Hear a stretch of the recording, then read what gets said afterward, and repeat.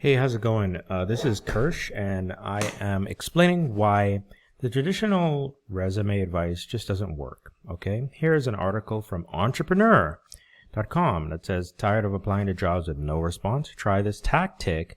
See, everybody's given tactics and ideas, but nobody's coming up with strategies and full on implementation systems. But anyway, try this tactic according to an expert who helps thousands of people get jobs. They're giving you just barely enough stuff, which is annoying. I mean, I understand if you want to do the full thing, maybe the expert has a course, right? So when you're looking for a job, you're in a marketplace with supply and demand characteristics. Okay, great. When you people get laid off, they spray and pray. Yes. Focus on roles. Yes. We already know what we're doing. How to find your fit. Understand the market. What does that mean? Identify your unique value. How do you do that? Target opportunities where you can excel.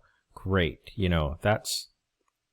These are definitely, of course, ways to lead people into the actual content, so to pull people in. Fair enough, I'm not going to hate on the game. But basically, let's look at the tips. The reverse exit interview. You can better understand your strengths by interviewing your former colleagues. What? Consider asking them questions like, what makes me a good employee? Really? What are some things I could work on? What if I don't have a job? That's the thing. What if I'm doing my first job? This isn't going to be that helpful. Oh, it's 111. Okay, it's an angel number. So let me take a screenshot of that. All right. And then what makes me a good employee? What are some things I could work? Nobody's going to want to do this. Come on. Ask AI or something based on your personality profile. That's a hack you can use without having to set up an interview. This is too much friction to get some answers to a question. Given the current market conditions, what do you think I'm a good fit for? No. So, yes, you can do these things and that will be valuable. People will know things that you may not know. But this is stuff you can ask ChatGPT if you have a history of working with ChatGPT and doing prompts. What if you don't have a history of working with ChatGPT? That's fine. You can do a personality profile test and use that as a guide. All of that digitally, you don't have to meet with someone. Ask your friends and family. So basically, this is not as practical, but can still be somewhat useful, especially if you're talking to a career coach or mentor. Ask your friends or family, but it's not practical. Friends and family, no. Okay, expand your tour to what Terry calls your broader network. If you were in my shoes, what would you do? You could ask that. I'm not saying these tips won't provide any kind of use whatsoever, but you don't have to do all this. Talk to recruiters. How do you even get in contact with recruiters in the first place? That's the thing, right? Now, if you don't know how to get in contact with recruiters, put your resume on a job board and update your LinkedIn profile to be relevant, have relevant keywords, and then eventually recruiters will start showing up and giving you and calling you. Then you can ask them questions, all right? But they don't mention all that. People just assume, oh, you're talking to recruiters all day.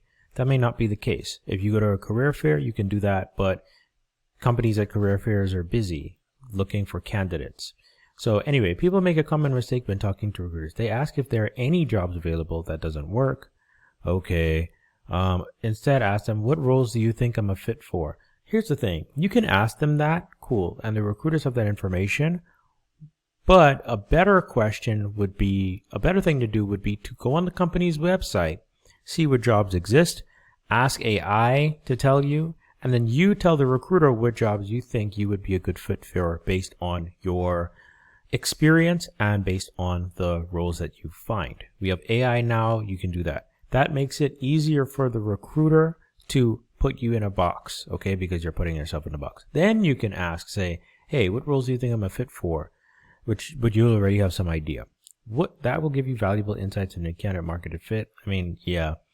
Notice you're making it harder on the recruiter because the recruiter has to figure out and tell you based on your resume, which is probably not specific to any particular job description anyway, and is probably going to be confusing for them if you're not doing the resume properly, which, by the way, you can fix if you enroll in my resume recipe course.